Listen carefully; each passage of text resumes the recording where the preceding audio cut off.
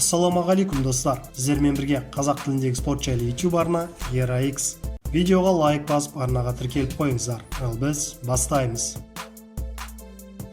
4 салмақ бойынша әлем чемпионы 30 жастағы мексикалық Сауль Канело Альварес карьерасын қашан аяқтағалы жатқанын және содан соң не істейтінін айтты.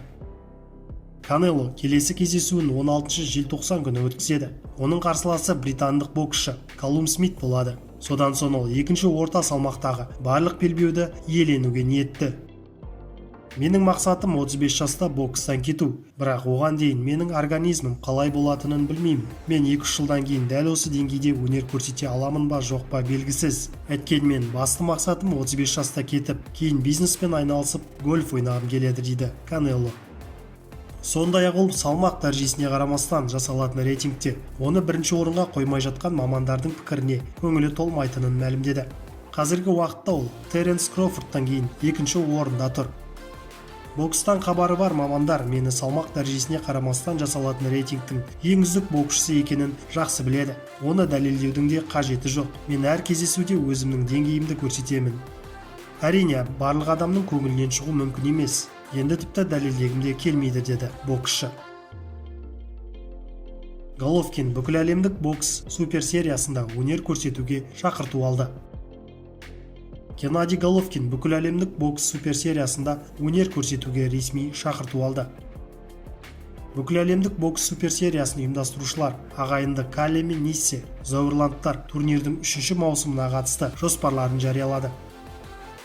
Промоутерлер бірден бірнеше салмақ дәрежесіндегі жарыстарды ұйымдастыруды қарастырады.